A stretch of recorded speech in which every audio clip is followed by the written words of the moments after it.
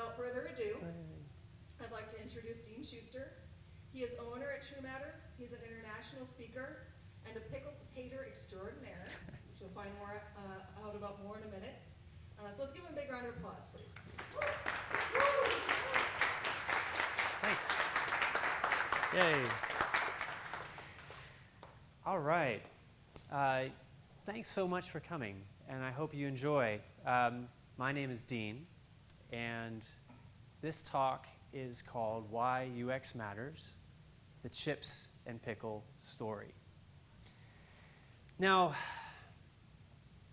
let me begin by saying pickles are not always this cute, and they're not that cute to me. This is a real pickle, and I guess what I want to convey to you is my deep and abiding hatred of pickles. And I don't just hate them, I loathe them to the North Star. I hate them deeply. Now, does anyone in this room actually dislike pickles? Let's start there. Anyone? Like a couple? Okay, all right. There's usually a small smattering handful of people who kind of can see where I'm coming from. But most people love pickles. I get it. That's fine for you. It's okay, I guess. But I hate them. And I hate them for two very important reasons. Reason number one. And I'm just assuming you understand that I just don't like how they taste. That's not even a reason. But reason number one is a pickle is a thing that, when added to your plate, permeates the plate. It infects the plate. Anything that's on that plate is now contaminated with pickle. So you can't just add it to a dish. You've affected the entire dish. And I can't stand that. And the other thing that really gets me about pickles is they are the thing that you get when you order food, whether you asked for it or not. A pickle shows up with your sandwich, because I guess this is America. You don't have to talk about it. It just happens. And it's a problem because if you don't want a pickle, you have to speak up. And if you don't speak up, you get something you don't want. So all throughout my life, I've had trouble, as I order food, trying to avoid a pickle. Not always easy to do that. So I would say, I would like a turkey sandwich. No pickle, please. The chances of me getting a turkey sandwich with a pickle are very high. Very high. Now, I'm not going to stand here and tell you that I have a spreadsheet about all the times that I've asked for a pickle and then asked to not get a pickle and still got one. If that spreadsheet existed at all, it would tell you that my percentage likelihood of getting a pickle was well north of 80%, even when I asked to not have one. And of course, I'm that guy who once you get a pickle, I'm going to send the whole plate back, because I'm that kind of guy. And if I get a plate and I detect that a pickle has, in fact, at one point been a part of my plate, the whole thing's going back. So I don't have a spreadsheet for the chances of me having eaten human saliva from servers or the back room, but I imagine I have done that a lot. It's worth it to not get the pickle, mind you, so I'm okay with that. But I had to try to use new tactics, right? Because I don't want to get a pickle. I really don't like pickles. That's correct, isn't it? You know that to be true. Okay. So I would say, please, please, please, no pickle, please. You give pickles, right? Because you have to ask. Yes, we do. No pickle, please. Please? Chance is still very high. percentage still well over 60% of me still getting a pickle. So I'm like, what do I do about this? So I decided to do something different. Now, I know what you're thinking. I didn't say I'm allergic to pickles, they'll kill me, because I just couldn't sleep at night knowing that I made that kind of lie. I'm not allergic to pickles. I just really hate them. So I would do this. I would say, I would like a turkey sandwich, please. And no pickle. And I found with the added visual that the percentage likelihood that I got a pickle went significantly down. So I don't know why, if you just remember something better if you add a visual to it, or if someone goes back into the back room and is like, hey, don't put a pickle on that guy's plate because, he's a little whatever, just spit in it and you're fine. So that seemed to help, and I'm pretty excited about that. But one day I had what I'll call the pickle event that led to this talk. And it brings me to the culprit. Now, no one here is invested in Jason's Deli in any way. No? Great. Okay. Now, they're right across the way. Fine people, lovely establishment, excellent sandwiches. But they really are vociferous about giving you a pickle. They mean it. So if you get a sandwich from Jason's Deli, a nice little turkey sandwich, there it is. You're getting one. So what do I do if I don't want a pickle at Jason's Deli? Because I got to tell you, the percentage likelihood of me getting a pickle at Jason's Deli when I say I don't want a pickle, way over 90%. In fact, if I ever didn't get a pickle, it was astonishing. And, it bugs me. What can I say? Now, from time to time, I know that people have a bad day at work, right? Things are not going right. You're arguing with people all day. Your project's going very poorly.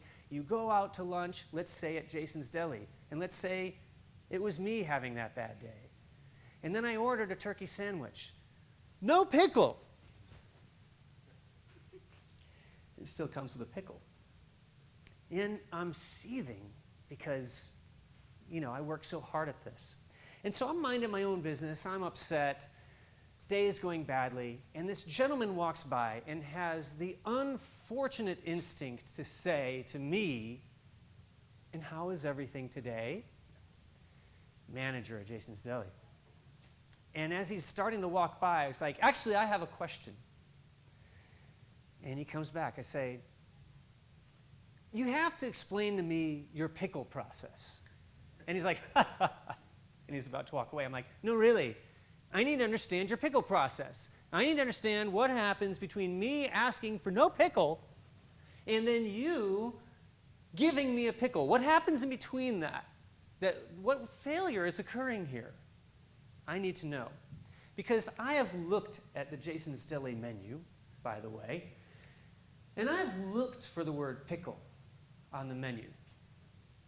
It is not to be found. Actually, no. It is to be found once. One time. And by the way, this is only half of the menu page. Literally, Keynote would not let me do the whole thing, or I swear to you, I would have. JD Pickle Meals. It's just a branded name for a kid's meal. There is no mention of pickles anywhere else. So I know they want to give them to me. I know they're not saying that they're there. So they're kind of like lying already. And I'm seething, and the manager actually comes back, and he sits down and says, I have an answer for you. I know why you get a pickle. And I was like, why do I get a pickle? I want to know. And he says, well, when you order a side item here at Jason's Deli, it's probably chips, because everyone gets chips with their sandwich. Maybe they get whatever. And when you order your chips, the person taking your order has to press this button on the cash register. It's the chips and pickle button. There is no chips or pickle button. There is a chips and pickle button. These two things apparently cannot in any way be separated, at least not at Jason's Deli.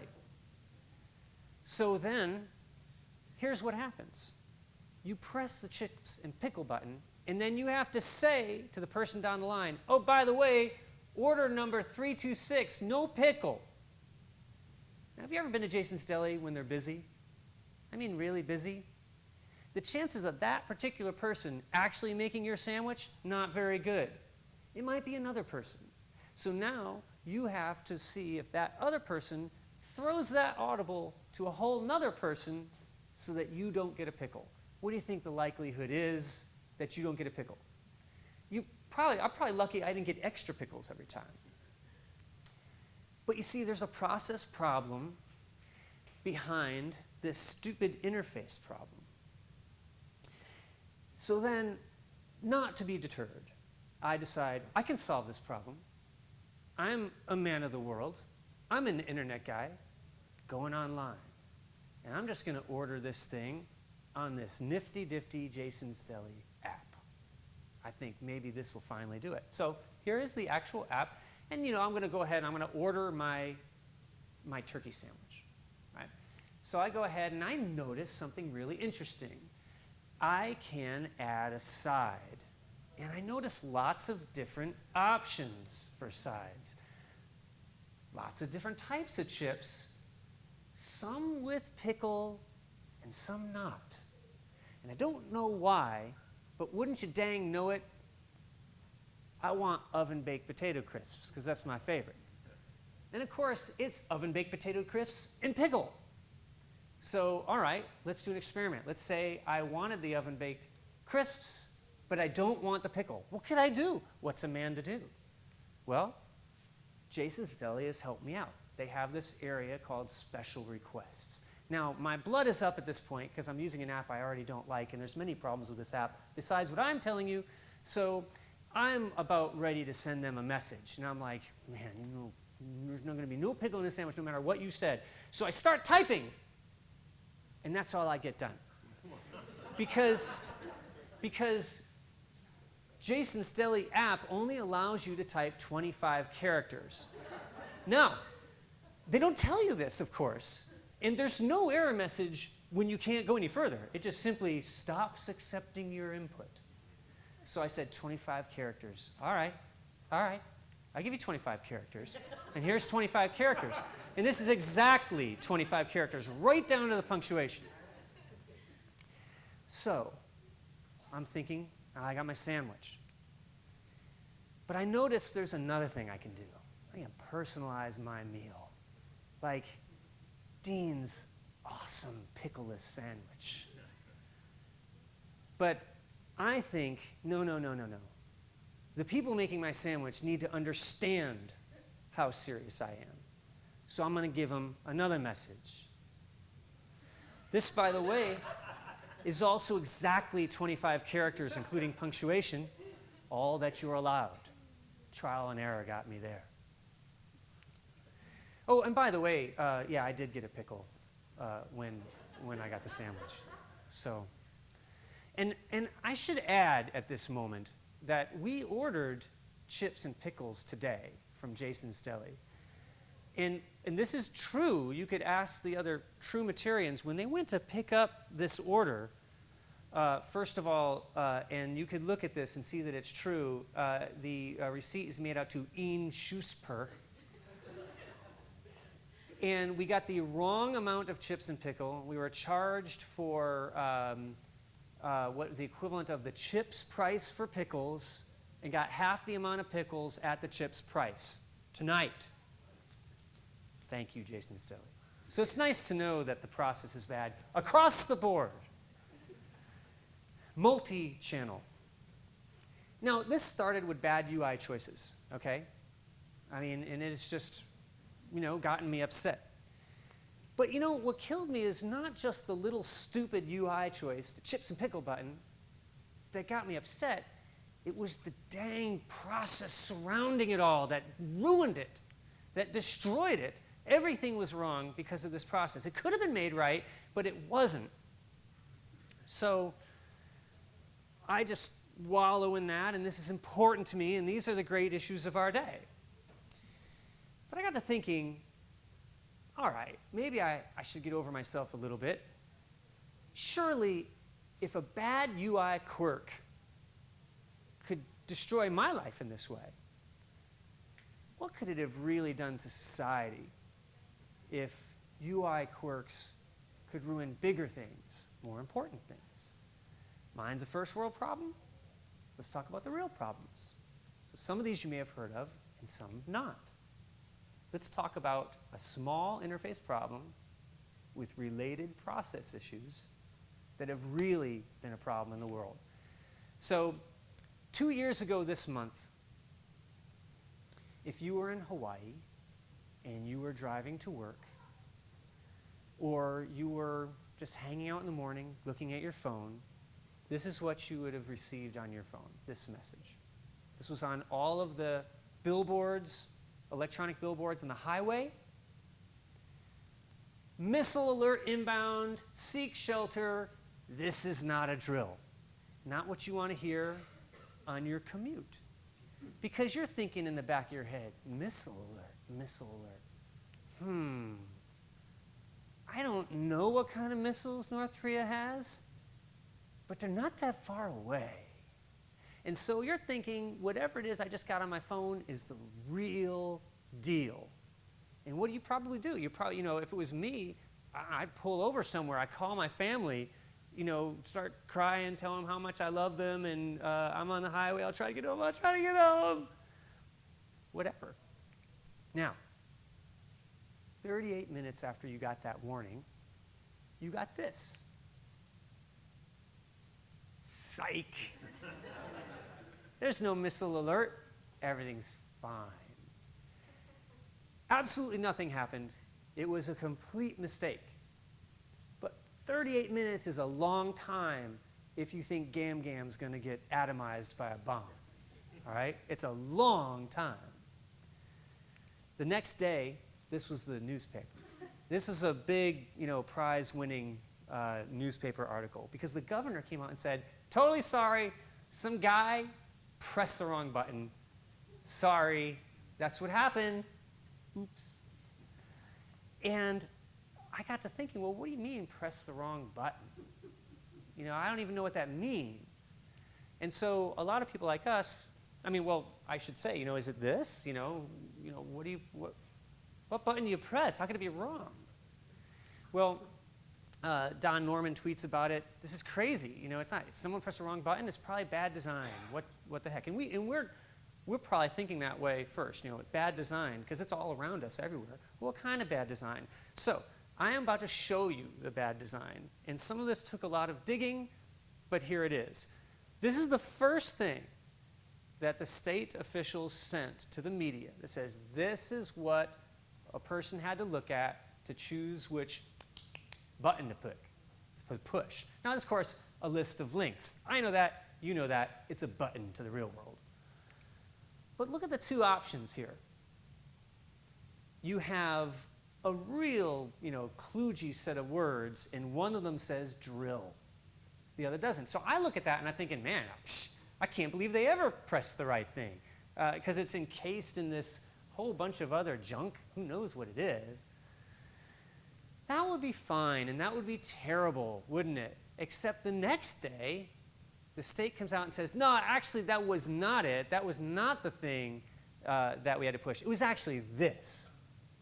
Like, okay, I'm starting to have trust problems with them already, but they show me this. And this is, by the way, the better one. This is the one that says, this is what we're really doing. And, of course, it's kind of the same, right?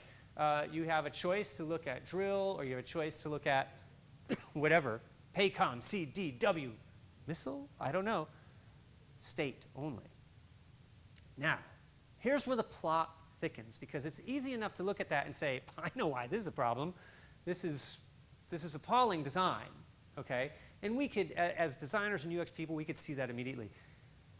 But that looked like a drop-down list to me. And so I did some digging. I wanted to find out all of the software companies that provided services for alerting software and what states they give it to. If it turns out there's only like a couple of these companies, Hawaii was one. This is a company that provided stuff to Hawaii. You dig a lot and you realize, yeah, this is totally it. But they'll say, no, this is not it, but it's totally it. And this is part of the software because, and you see, their thingamajig here existed as a dropdown. Okay, so far so good. I know it was encased in a bigger software suite. And I should add, it has all sorts of safeguards like, are you sure you want to send a missile alert to tell someone that Gam's about to be atomized? Yes. No. That's all in there, even though it's really kind of terrible and icky, right? But it's there.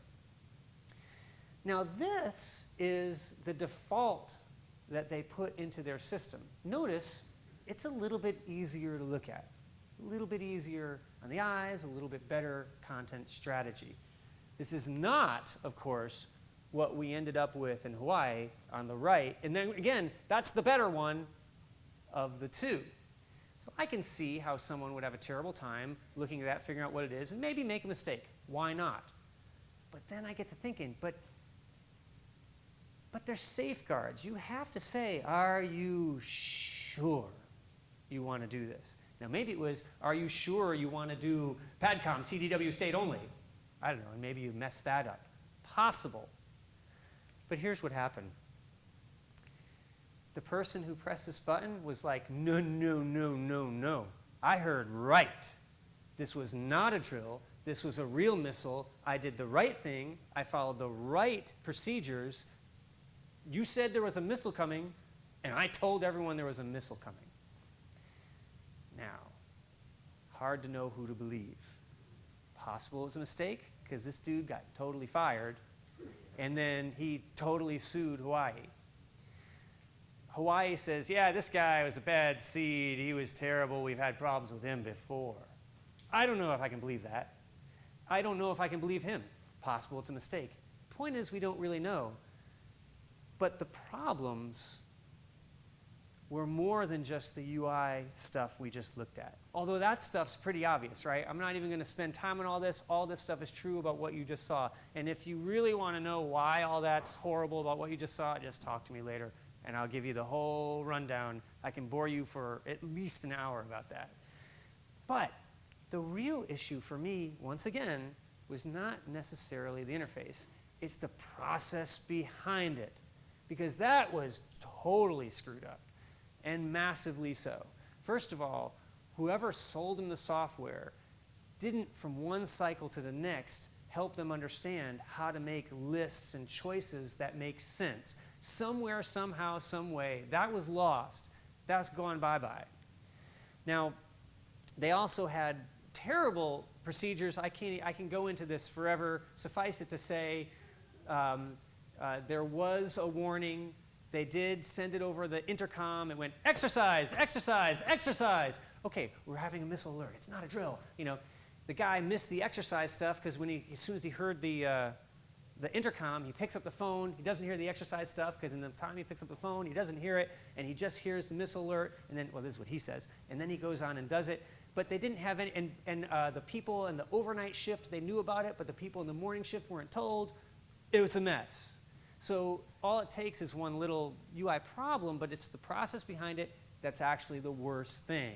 And of course, the communication was terrible because it took them 38 minutes to fix it.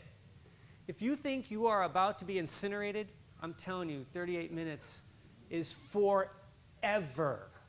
That's a long time. And of course, everyone blames everyone else. So we have what we should call a process problem. Now, let's go on to another problem that I mentioned to someone here earlier, and they didn't know about this. So some of you might know it. Some of you might. Some of you who may or may not have some level of experience in the nuclear industry in South Carolina, this might be near and dear to your hearts. Back in the day, if you were alive and somewhat aware in 1979, back in the Carter administration, you know exactly what this is. This is 3 Mile Island in Pennsylvania, sort of near Scranton, near Dunder Mifflin, I guess.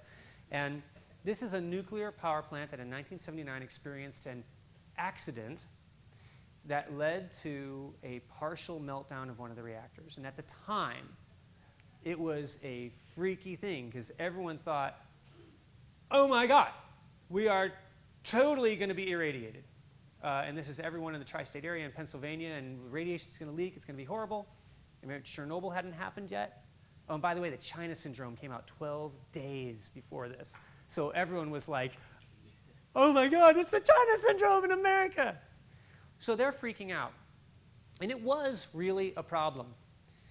But, oh, and I just love that running dude in his pants. And then they go in to investigate. This is a control room, by the way, as you see. And this is Jimmy Carter, and he's walking into this control room. And I love this shot because everyone's in these super sterile booties, except like this one engineer dude who's like, he doesn't have the booties. And I'm like, how come you don't have to wear them? But anyway, look at the whole series of controls behind these people. That's a lot. And every one of those things means something. Now, they wrote a report about what happened. And I am going to summarize it briefly as I can, because I delved into this report just for you. And in the report, they talk about a UI problem that caused this whole mess. Apparently, there's this little valve, the PORV valve. And there's a little indicator light in that big control room that says whether or not this valve is open or closed. If it's open, coolant gets in. Or, it's a coolant issue, right? If it's closed, then you've got a coolant system. Coolant's not leaking out, right? So you want it to be closed. Here's the thing. The indicator light only showed that the actual order to go close the valve has in fact been given.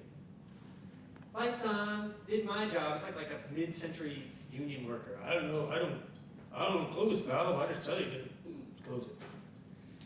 So when you look at that indicator, all you see is that it indicates that the thing is in a proper state. It was not. The signal had been sent, it failed, okay? And it didn't close. So it's open. And everyone thinks it's closed. And there's these problems happening with the plant. And everyone's like, what the heck's going on? Is that valve closed? Yes. And so they start looking at all the other things it could be. Meanwhile, ignoring the actual problem that's occurring. And then that leads to other problems. Now, the other problems are astonishing. There's another part of the report. There are no fewer than 52 alarms lit up in that control room at any given time. Now, I've seen The Incredibles, and so have you. And I know that if everything is special, nothing is, right? This is true of that room. There's more. There's more.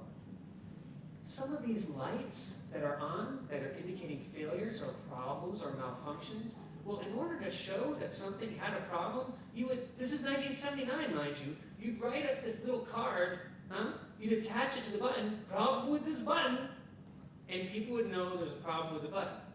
Well, one of the problems was there was a lot of those. And guess what they did? They covered up other buttons that were lit and no one saw. So other buttons that were telling everyone what the problem really was, because the other button didn't tell them the thing was closed when it actually was open, they couldn't see them. So on and on they go, trying to solve other problems, but not the right ones. And by the time another shift comes through and says, have you checked the PRV valve for real? Come on. They check it, oh my God.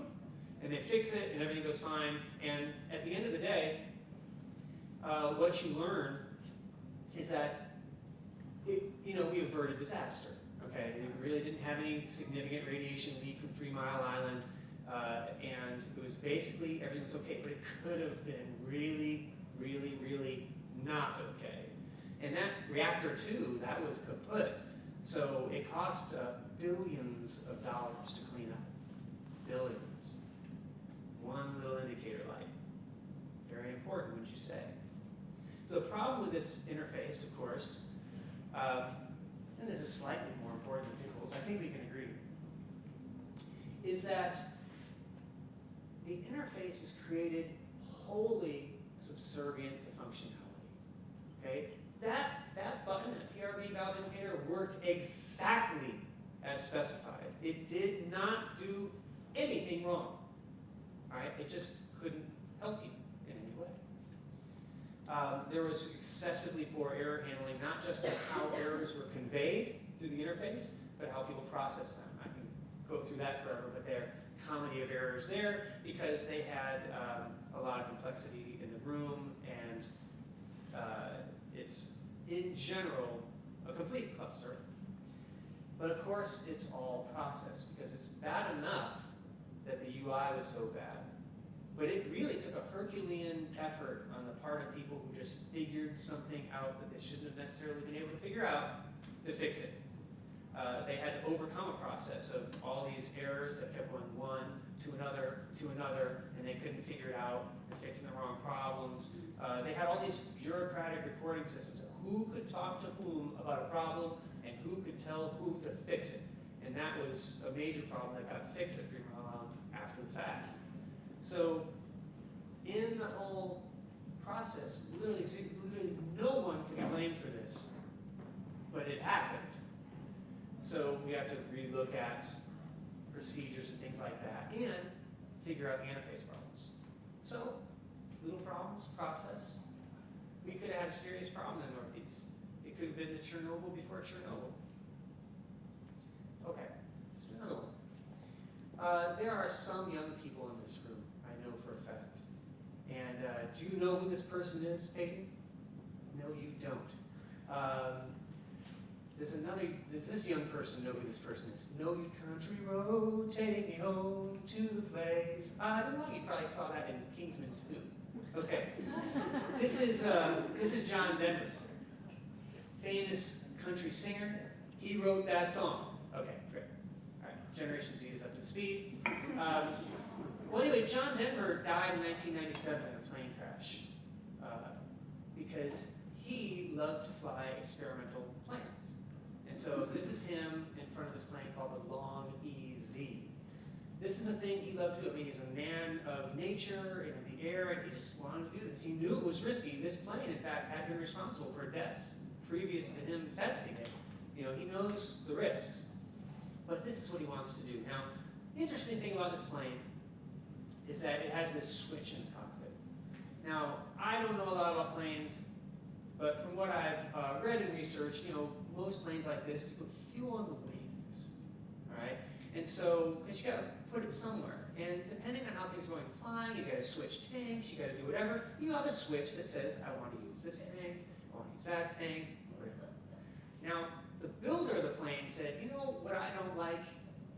I don't like this switch having to be where it is because these fuel lines are running into the cockpit. That doesn't feel very safe. Let's move this thing. So they move it. And they move it behind the seat. All right, behind the pilot's seat. So, as you can imagine, this is now what that switch looks like. Now, John Denver's a smart guy. So in order to fix the problem, he does the pilot equivalent of the Post-it note on the side of the computer, and he puts a mirror up in the cockpit so he can see the switch behind him and know which way he's messing with it, right? Now, here's the thing though. Let's say, and I'm going to try to demonstrate this as best I can. The switch is here. So if you are trying to get to a switch in a serious situation, like something's going wrong with the plane and the fuel, which was happening to him. So you can imagine his heart rate's up, his stress level's up, he's got to get to this switch behind him, he wants to switch fuel tanks. Well, you know, you can do this, right? If you have good dexterity, good stretching technique. But you know what would help you do that a lot better? Is take your opposite foot forward, and now look how easy it is to reach. Right? Much easier to get whatever you need. Except in that plane, if you do this, you just hit a pedal that makes you go wham and crash. So while he was trying to go reach for this thing, he puts his foot forward and immediately crashes and dies. That's basically what happened to John Denver. I'm not sad except that we lost him, but he was doing what he loved. But the interface killed him, let's be honest. Right? Now, of course, the design was unsafe, so let's talk about the interface problem. It's just a little switch, right? But, you know, it's ignoring clear standards like you should look at something right, you know, not backwards. You know, I don't know, call me crazy. And you should pay attention to ergonomic standards. We all think about that. We sit and we use mice and keyboards all day. We think about that. Same thing is true in design. But also, and of course, it's too much to think about. Which way am I flicking the thing, left or right, when I have a second or two to do it? And am I looking in the mirror? Am I doing whatever? He's an experienced pilot, and he did this. Okay, and then there's essentially the problem with process was innovation, right?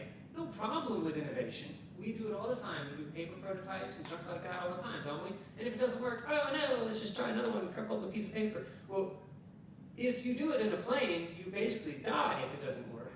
And that's what happened here. So this is innovation, only it's risky. Whereas the stuff we do is not risky. And you know, it's live testing. That's what happened. Little things mean a lot. The reasons behind those things are almost always more important than the thing itself. And the process associated with how that thing works out is the thing that gets you. Right? Let's look at another one. Now, if you were reasonably alive and aware in the year 2000, you know about the butterfly ballot. I'm assuming the young men filming tonight do not know about this. Back in the year 2000, we had an election between George W. Bush and Al Gore. And at the end of the evening, it was too close to tell. Here's where we were. You need 270 electoral votes to win. Both guys were super close. Florida's up in the air. Whoever takes Florida wins the whole thing. Only in Florida, it is close. Okay, like they start counting, they're like, it's so close we don't even know how close it is. So it takes days to figure this out. Days stretch into weeks. And for, what was it, 6 weeks, we didn't know who the president was? We had no idea. Both candidates were preparing transition teams, and it was a mess. And this was a nice sort of award-winning magazine that came out. This is what America's dealing with. It's a total mess. So people found out that in some areas of Florida, where the votes were super, super, super, super close, they had to count them all. Well, they found a particular problem in Palm Beach County. In Palm Beach County, this is way down the bottom of Florida, they use this, what now we call an antiquated system, right? It was a paper ballot, and you put the paper in through a machine, okay? And you see this yellow strip down the center? In the middle, there's like these little holes in the middle, and over on the right, you see that little chain. On the end of that chain was a little hole punch, and you go through, and you see what candidate you want, and you punch through the thing. It's a hole punch mechanism, and then that ballot goes out, and it's counted electronically, and on and on and on. Of course, that became a huge problem later. But this was the ballot, and here's exactly what it looked like. Now, there's a lot of candidates, not just the Democratic or the Republican major candidates in our two-party system. There's a lot of other candidates out there in various parties. So let's say you were a voter in Palm Beach County, and you were looking to cast your vote. Now, you're probably looking at Republican and Democratic for your choices. Now, you notice this design kind of goes left, right, crisscrosses. You just got to sort of look at it a little closely. Now, Palm Beach County is a heavily Democratic area. And there was some data coming through that suggested there were an awful lot of votes for Pat Buchanan there. And we're like, Pat Buchanan, he's like a far-right dude, right? That doesn't make any sense in this area. So let's see what was going on. So we look and we find out that, let's say you wanted to vote for George W. Bush in 2000. All right, you look at it, looks like I gotta punch that little Chad hole there, right there, no problem. Let's say you wanted to vote for Pat Buchanan. If if that was your fancy, no problem. Number 4, you punch that, you voted for Pat Buchanan. Say you wanted to vote for Al Gore. Well, you kind of have a choice, don't you? Yeah. It's probably that one that arrow is pointing to, but the one above it is the one above the first one always the one you should do? So, which one? And so they sort of figured, excuse me, that a bunch of people probably ended up voting for Pat Buchanan when they didn't want to or didn't mean to. It was impossible to know how many, and there were problems with ballots that someone started to punch the one, and then punched another, or punched both, and you have to figure out, do we count that? And it was a big mess. Big honking mess, because if you did number 4, congratulations, you just voted for Pat Buchanan, and you may not have wanted to. And of course, this is, people try to figure out who voted for whom, and it takes forever, and there's lawsuits and Supreme Court and craziness, all because this stupid design of a ballot. We look at it now, and we see just how bad it was, don't we? It's just a ballot, but it's really awkward, right? Who am I voting for? Why am I going left, right? And why do I have to line up things odd, even? And here's the thing that kills me. This is function first again. The design of the ballot fit what the machine did. This is the machine, this is how it works, that's how you got to make a ballot. I don't care that you have 11 candidates. I know it looks really bad when you do, but c'est la vie. And of course, you're just trying to make a choice, and we like to think we're smart people, but we all get duped by bad interfaces all the time. It happens every day at Jason's Study. And of course, it's a strategic problem, right? Because they only plan for a best case scenario, which is, that machine works great if you have like 3 different people to choose from. Not so much in a presidential election. And if it's close, you are screwed with that system and that ballot. There's just no way you can sort it out equitably. And of course, huge implications. They had to change everything because of this. Now, I said all of that to come right on back to the pickle. Because all these things teach us the same thing. You can learn the same lesson from 3 Mile Island right over there at Jason's Study. Chips and pickle. Well, first, the problems are interface, right? Who in their right mind can't tear chips and pickle asunder? Right? It fits the cash register. Do you know why? They just didn't have room for 2 buttons. They're just like, well, this is basically how it all started. We just don't have any room in our interface, so just put chips and pickle together. I mean, we always put chips and pickle together. That's fine. Now, for me, like for 99% of everyone, it's great. For me, it's really not great. Not great at all, dang it. All right. They're just caring about how they commonly do it. Of course, it's wildly inconsistent across their offerings, as we have seen. And, I hate it.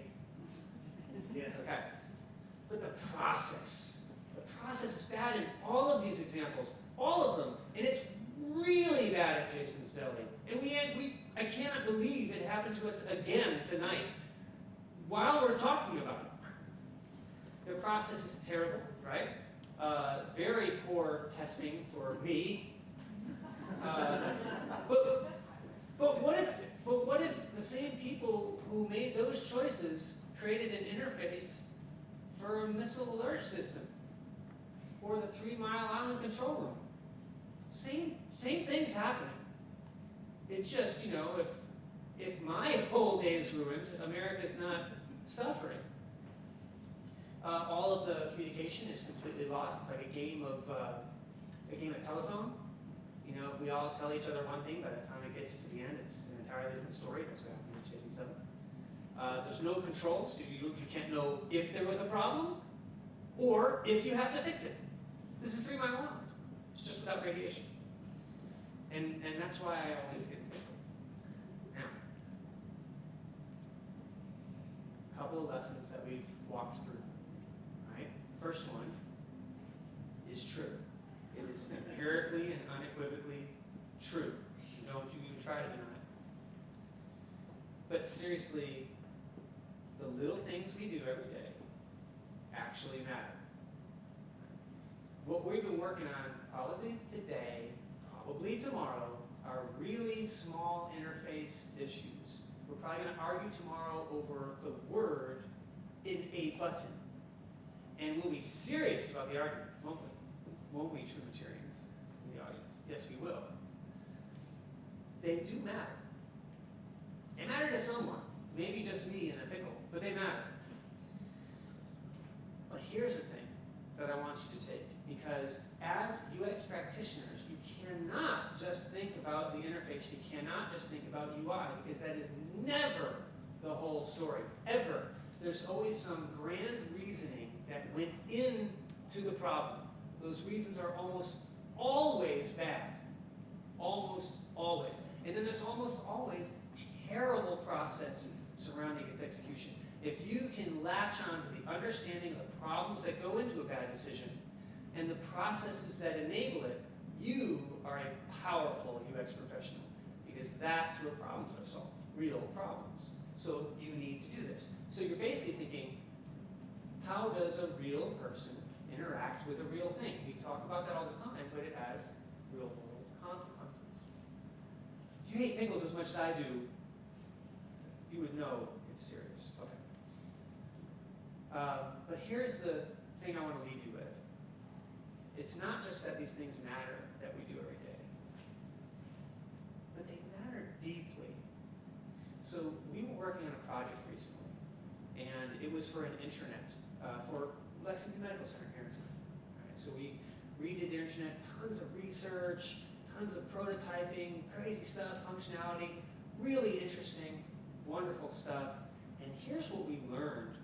I mean, all this, by the way, I should say, is all user tested and prototyped and all sorts of great stuff. Fun. When we were working on the documents section, you're an employee and you have to find a policy or a procedure about how to do a certain thing for a patient, right? There's a zillion of these, and you've got to find one. So it's a big deal to you if you're a nurse on the floor. And so we talked to a lot of nurses and did prototypes of them and whatnot. And this is some of the really exciting things we learned. Of course, the first one, I can't even do anything without this internet. So we're like, all right, this is serious. We have to get this right. And that's fine. That imbues us with purpose. But when you hear it emotionally come home with comments like this, now you're doing something that means something. Because when a nurse said to me, I have got to get this. I have got to find it fast. I have got to get it fast. Or someone could be seriously hurt. Someone could die. This is my job every day. And it's not just that I can't do my job. It's that someone could face a serious consequence if not.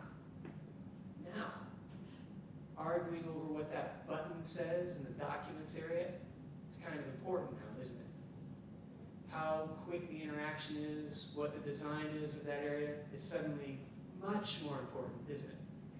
So tomorrow, when you go back and you're doing this terse, boring, tedious thing, know that it may be the thing that matters so deeply to your users that you getting that thing right makes the entire difference to someone. So, that's all I've got for you. You can find me on Twitter. That's me. I appreciate you coming to UX South Carolina. Let's see, because yeah, we're going to see you in April. We're going to do a UX content workshop. It's going to be excellent because it's going to be led by some Trinitarians who are very serious about content. So thanks for coming. Appreciate it.